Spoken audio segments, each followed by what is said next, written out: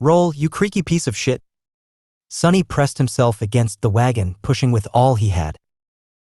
For powerful oxen that used to pull it were now dead, and instead of them, 3 tired slaves were trying to do the job. Even with the slope of the road helping them, the speed of the wagon was agonizingly slow. The tyrant, in comparison, was moving much faster, pushing Hero back with a deadly swipe of his lower arms. He raised the other 2 to its neck and tried to grab the chain that was wrapped around it like a noose. However, this time Mountain King's fearsome physique turned into a disadvantage. Its long, terrifying bone claws were perfect for tearing flesh apart, but they weren't the best tool for precise manipulations. It took the tyrant some time to get a hold of the chain without slicing its own neck open. By then, the wagon was nearly at the edge of the cliff. Come on, just a little bit more. What followed happened very quickly. The wagon's rear wheels finally slid from the road, hanging over the dark, seemingly bottomless pit beneath. The creature turned, staring expressionlessly at the 3 slaves with its 5 milky, dead eyes. The wagon careened, throwing Shifty and Scholar off their feet, and then froze, balanced precariously on its middle axis. Sonny was the only one left standing. He cast a last glance at the towering monster and then slammed his shoulder into the front of the wagon, putting all of his weight behind it. The wagon finally lost its balance and rolled over the edge, scraping its underside deafeningly against the jagged rocks. Sonny fell forward and landed on his knees, narrowly saving himself from tumbling down the cliff with it. Turning his head to the tyrant, he gave it a wicked smile. Mountain King made a move to lunge at the scrawny slave, but it was already too late. A moment later, the chain on his neck drew tight, and he was yanked back with tremendous force, flying over the edge of the cliff like a rag doll. The creature fell into the darkness silently, as though refusing to believe that it was defeated by a tiny human. Go and die, bastard, Sonny thought. Then he took one deep, ragged breath and dropped to the ground, utterly exhausted. Is this it? Did I pass the trial? He rested on the cold stones, staring at the night sky, and waited for that faintly familiar but elusive voice to announce his victory. But instead of that, wave after wave of pain that he had earlier chosen to ignore finally started to catch up with his abused body. Sonny groaned, feeling hurt all over. The skin on his back, slashed by a slaver's whip and pierced by the bone spikes of a newborn larva especially, was in agony. He was also starting to shiver, once again consumed by the dreadful cold. I guess not. His thoughts were slow and muddy. What else am I supposed to do? A dark figure appeared above him. It was Hero, looking calm and as handsome as ever. There were dirt and scratches on his armor, but otherwise, the young soldier appeared to be fine. He extended one arm to Sonny. Stand up. You'll freeze to death. Sonny sighed, accepting that his first nightmare was not over. Then he clenched his teeth and slowly rose to his feet, ignoring Hero's helping hand. Around them, there was a scene of utter carnage. Except for the 3 slaves and Hero, every member of the caravan was dead. Their bodies were littering the ground, horribly maimed or torn into pieces. Here and there, a repulsive carcass of a larva could be seen. Shadows cast by the bonfire were dancing happily across the stone platform, seemingly unperturbed by this morbid view. Sonny was also too tired to care. Shifty and Scholar were already up, looking at Hero with weary apprehension. With or without shackles, they were still slaves, and he was still a slave driver. Noticing their tense gazes, the soldier sighed. Come closer to the fire, all of you. We need to warm ourselves and discuss what to do next. Without waiting for their response, Hero turned around and walked away. After hesitating for a few moments, the slaves followed. A bit of time later, the 4 of them were seated around the bonfire, soaking up pleasant heat. Shifty and Scholar were close to each other, maintaining a safe distance from Hero. Sonny sat apart from everyone. Not because he had a specific reason to distrust one more than the others, but simply because he didn't like people in general. Growing up, Sonny was always a misfit. It's not that he had never tried to become close with someone, it's just that he seemed to lack the ability. Like there was an invisible wall between him and other people.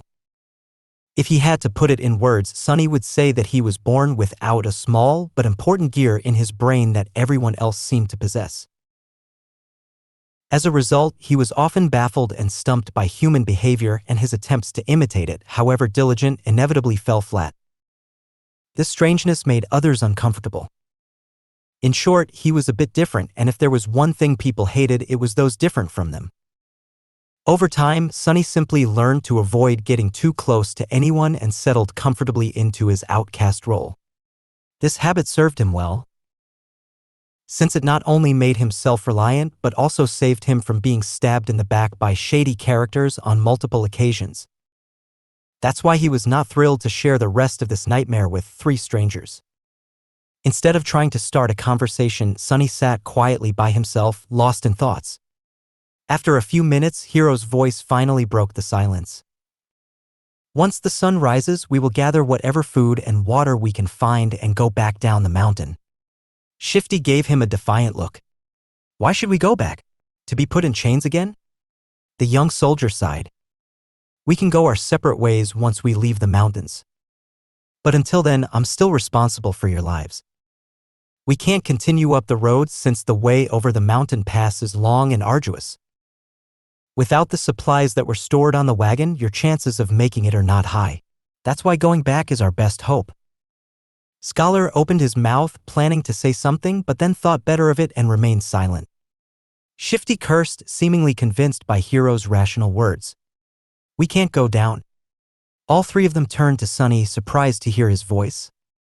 Shifty barked a laugh and glanced at the soldier. Don't listen to him, your lordship. This boy is, touched by the gods. He's crazy, is what I'm trying to say. Hiro frowned, looking at the slaves. The 2 of you are only alive thanks to this child's bravery. Aren't you ashamed to badmouth him so? Shifty shrugged, showing that he wasn't ashamed at all. The young soldier shook his head. I for one would like to hear his reasoning. Tell me, why can't we go down? Sunny shifted, uncomfortable in the center of everyone's attention. Because the monster isn't dead. Because the monster isn't dead. These ominous words hung in the silence. 3 pairs of eyes widened, staring right at Sunny. Why do you say that? After thinking about it, Sunny came to the conclusion that the tyrant was, indeed, still alive. His reasoning was pretty straightforward. He did not hear the spell congratulating him on slaying the creature after it fell off the cliff, which meant that it was not slain. But he couldn't explain that to his companions. He pointed up. The monster jumped from an incredible height to land on this platform.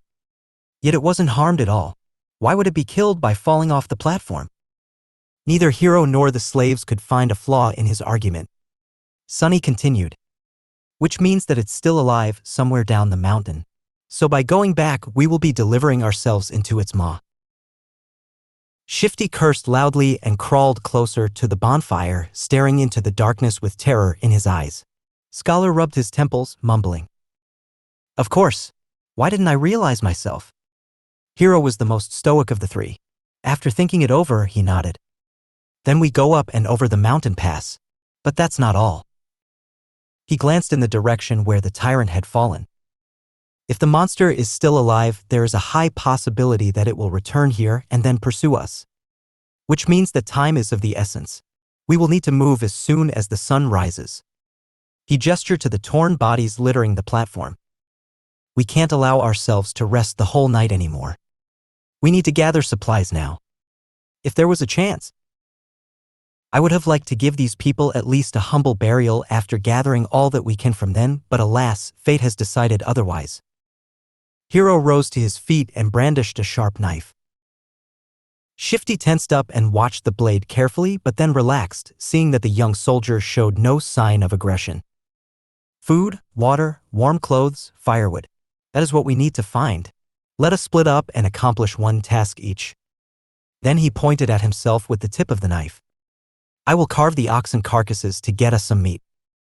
Scholar looked around the stone platform, most of it drowning in deep shadows, and grimaced. I'll look for firewood.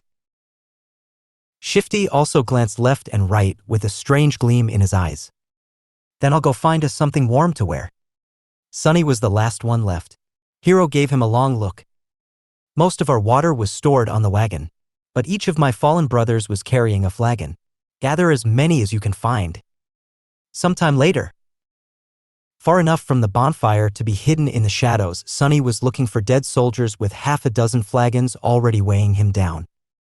Shivering in the cold, he finally stumbled on the last broken body clad in leather armor. The old veteran. The one who had whipped him for trying to accept Hero's flask. Was badly injured and dying, but miraculously still clinging to life. Horrible wounds were covering his chest and stomach, and he was clearly in a lot of pain. His time was running out. Sonny knelt beside the dying soldier and looked him over, searching for the man's flagon. What irony, he thought. The older man tried to focus his eyes on Sonny and weakly moved his hand, reaching for something. Sonny looked down and noticed a shattered sword lying on the ground not far from them. Curious, he picked it up. Are you looking for this? Why? Are you guys like Vikings, longing to die with a weapon in your hands? The dying soldier didn't answer, watching the young slave with some unknown, intense emotion in his eyes. Sonny sighed. Well, it might as well do. After all, I promised to watch you die. With that, he leaned forward and slit the old man's throat with the sharp edge of his broken blade, then threw it away. The soldier twitched, drowning in his own blood. The expression in his eyes changed. Was it gratitude or hatred? Sonny did not know. Illusion or not, it was his first time killing a human. Sonny expected to feel guilt or fear, but actually there was nothing at all. It seemed that, for better or worse, his cruel upbringing in the real world had prepared him for this moment well. He sat quietly near the old man, keeping him company on this last journey. After a while, the spell's voice came whispering into his ear. You have slain a dormant human, name unknown. Sonny flinched. Oh, right. Killing people is also an achievement as far as the spell is concerned. They don't usually show this in webtoons and dramas. He registered that fact and put it away. But as it turned out, the spell wasn't done speaking. You have received a memory. Sonny froze, opening his eyes wide. Yes. Come on, give me something good. Memories could be anything, from weapons to enchanted items. One received from a dormant rank enemy wouldn't be too powerful, but it was still a boon. Weightless and undetectable, able to be summoned from nothingness with a simple thought, a memory was incredibly useful.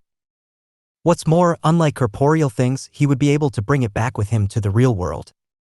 The advantage of having something like that back in the outskirts was hard to overestimate. A weapon.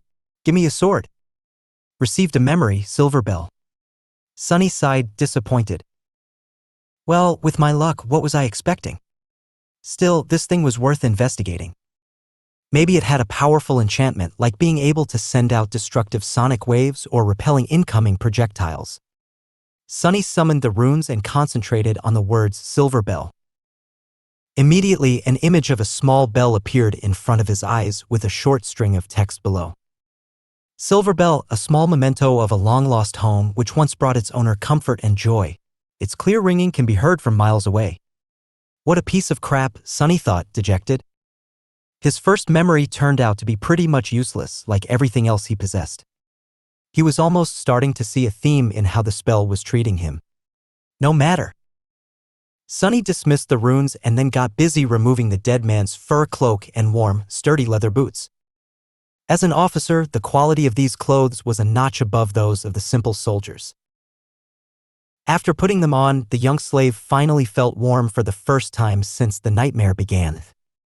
Not considering the short time he had spent near the bonfire. Perfect, he thought.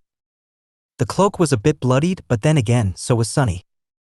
He looked around, easily piercing the veil of darkness with his tenebrous eyes. Hero and Scholar were still in the middle of their tasks. Shifty was supposed to be looking for winter clothes, but was greedily pulling rings off the dead men's fingers instead. Unseen to them, Sonny hesitated, considering if he had really thought things through well. His companions were unreliable. The future was too uncertain. Even the requirements of passing the nightmare remained a mystery. Any decision he could make would have been a gamble at best. Still, he had to make some if he wanted to survive. Not wasting any more time thinking, Sonny picked up the flagons and sighed. They spent the rest of the night seating with their backs against the bonfire, staring fearfully into the night. Despite the exhaustion, no one could sleep. The possibility of the tyrant coming back to finish the 4 survivors off was too frightening. Only Hero seemed to be fine, calmly sharpening his sword in the bright light of the dancing flames. The sound of the whetstone scraping against the blade was somehow comforting. At the break of dawn, when the sun had lazily begun to warm up the air, they loaded themselves with all the supplies they'd managed to gather and set out into the cold. Sunny looked back, taking in the sight of the stone platform for the last time. He had managed to get past the place where the slave caravan was supposed to perish. What was going to happen next? No one could tell.